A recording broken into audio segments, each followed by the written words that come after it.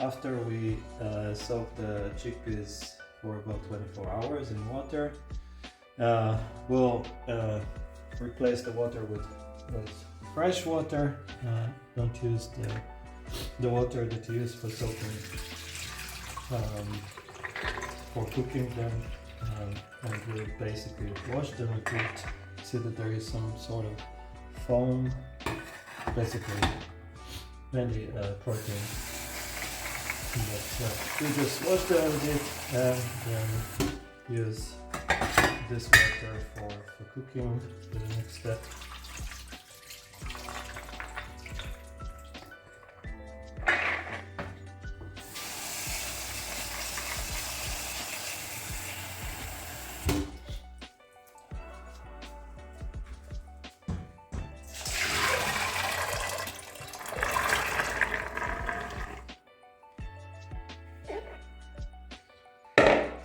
Now we'll start boiling the water with the chickpeas, obviously. Now the water is boiling. You can see this like huge chunk of foam, which is basically protein coming out of the chickpeas. Let's get rid of it. Technically, that can be used for meringue if you're up for that. I never tried, but I heard some people doing that, so that can be pretty cool. Yeah, we get rid of this, and then we'll move on to the next step, which is very simple, putting the sodium bicarbonate. Technically, it's sort of like a baking soda. I'm not sure. I never tried it with baking soda. I guess it does the same effect, which is making the chickpeas cook like much faster and make them actually soft to a level that you would like them. Like in theory you could do it without, but I tried once cooking the chickpeas for like 8 hours overnight or something. It just doesn't work. Like it doesn't become, they don't become so soft, and then you don't get a nice texture. So I think there is nothing wrong in using like this sodium bicarbonate. I'm putting about for this like half a kilo soaked chickpeas, something like a spoon, like a tablespoon, kind of full tablespoon of that. But basically it doesn't matter how much you put. It's more like if you put more, it will just cook faster. Yeah, the next thing is just like putting the powder in there, but mixing while doing that. So like all the chickpeas would kind of like be soaked with that. So all of them would be cooked quickly. Otherwise, if you let some of this like kind of stay on the top, it would just like not go to the bottom. Some chickpeas would become kind of like not as soft. So that's basically it. One thing I didn't mention, it's important not to have it like boiling, because if you put this like powder inside when it's boiling, you're gonna have like the pot kind of like over flooded. So just make sure that the water is not super hot. Yeah, that's basically it for this step. It's very simple, as you see. I'm also getting rid of this foam that was created because of this powder, so I'm just like putting it out. It's not a big deal, it doesn't matter. It's more like, yeah, my OCD maybe, but I'm just getting rid of it. And that's it for this step. Not much left actually. The last thing before we let it like cook, just like put something in there. I mostly just leave this like big shuffle or whatever you want to call it inside to have some space here. You can just leave the pot like a bit open, so it won't kind of like flood, go like the whole thing won't go up and flood the thing. It happened to me many times that like all this foam is just like flooding the stove. Once in a while, just like to stir, it's just good. I mean, even if you if you have the lid like on, it would slowly kind of like rise, so you don't want that probably. So I'm stirring a bit and then removing some of the foam, but at this point you would most likely see two things. One is that the chickpeas are already a bit softer, but also you see that their skin is kind of naturally peeled, which is really important because that makes them soft eventually, or the texture of the hummus is soft enough and it's nice to eat. So like the skin, if you don't cook it with this baking soda, would never get off. And I heard of people peeling chickpeas. For me it sounds like kind of a Chinese torture. So like maybe not in my case. So anyway, that's like those two things that you will see quite quickly. So that's more or less like 10 minutes after we put the baking soda in and stir it a bit. Yeah, so basically now we just want to see like what's the status, if the chickpeas are already soft enough. I think they are, but in case they are not, you just need to add more water. As you can see, like at the bottom, there is not much water left, so we want to add more water. In any case, it's better to add more water now, because then we will use them for the next step of grinding. Water is important. We want to have some level of water inside, obviously, to have like a nice texture. So let's just add a bit more water here, not too much, but that's kind of like, it's hard to say. It just has to cover mainly the chickpeas, and not too much water, because like you don't want the hummus to be super liquefied. Yeah, the next step would be just grinding. So just to make sure like that the chickpeas are soft enough, and I think they maybe need a bit more time, I just take one or two, put them here and try to just like smash them.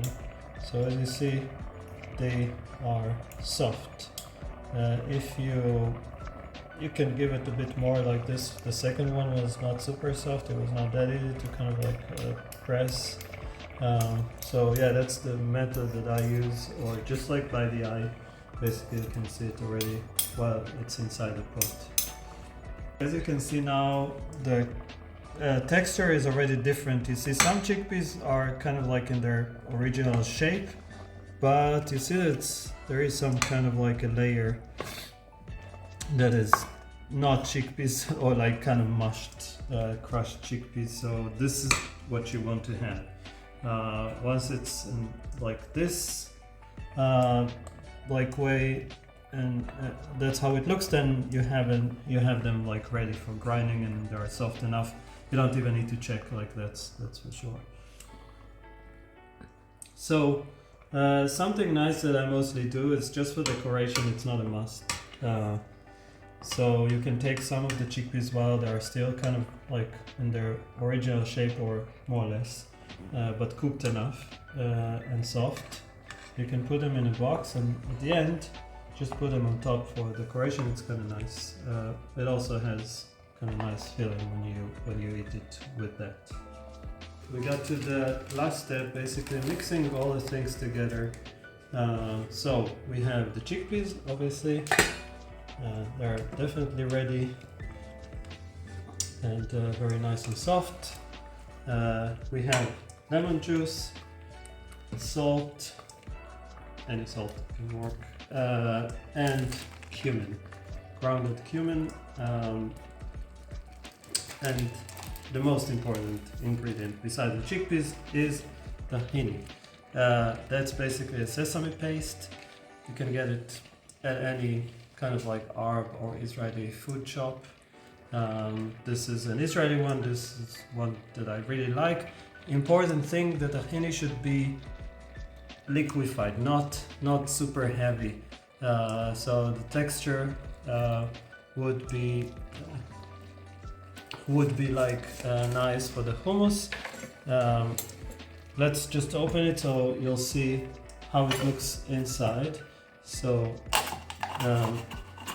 you will notice that basically any good tahini will have a bit of oil on top. That means that basically it was made from actual sesame, and this oil is basically sesame oil. You can use it for different things, also for baking or whatever, but we don't want that inside the hummus itself. I mean, we'll add some oil on the top, but it would be olive oil. Sesame oil is not that great for I don't like it, at least not for eating. So what we'll do, we'll take some of the chickpeas, put them in the mixer, blender, whatever you have. It can be also a hand blender. Actually, for ages used a hand blender until I got this really nice Ninja device. Make sure that you have enough water in there. It's hard for me to say exactly how much. You'll learn by experience, but make sure that you have some water, otherwise it would be like very heavy, and like even the blender won't work at some point. So we'll just put I guess like most of it or all of it inside, whatever fits, and then add the rest. So let's do that quickly like this.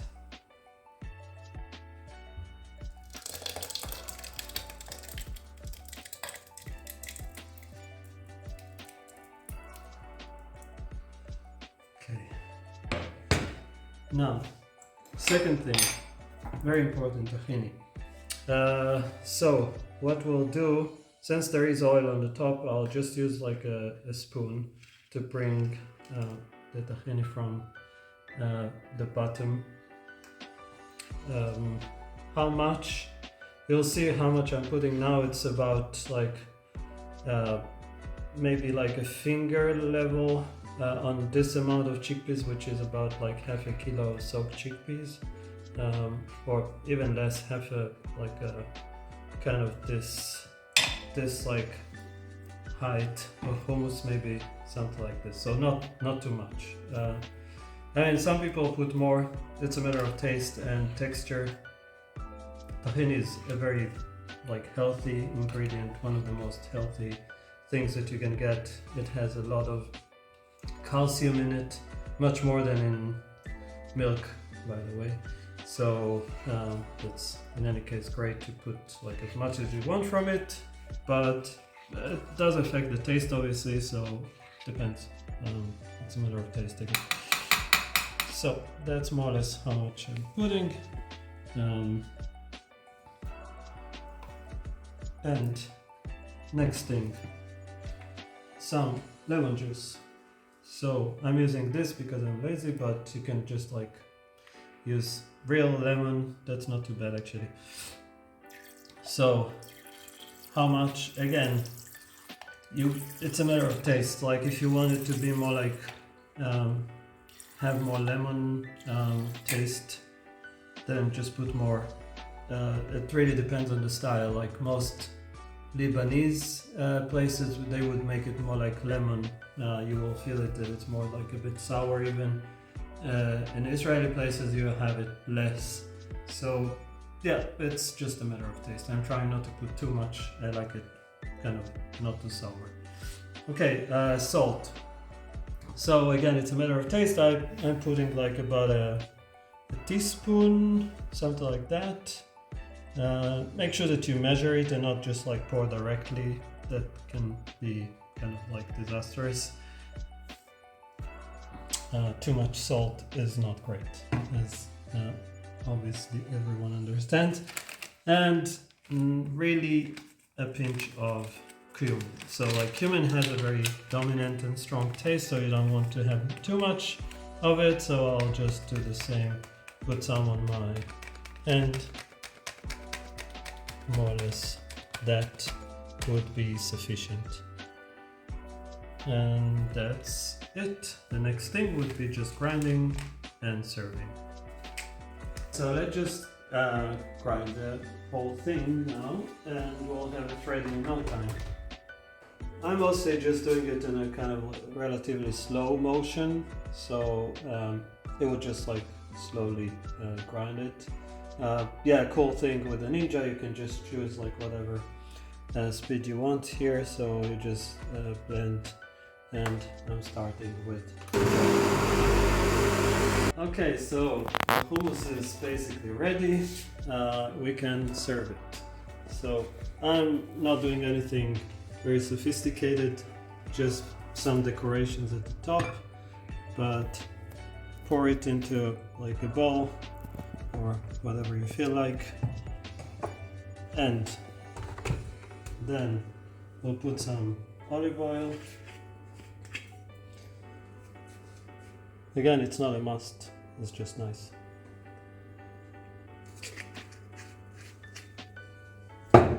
Then some chickpeas on top.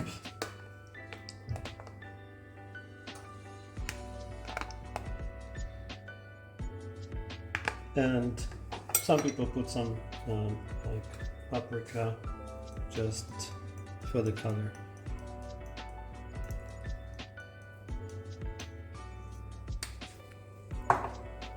That's it. Enjoy.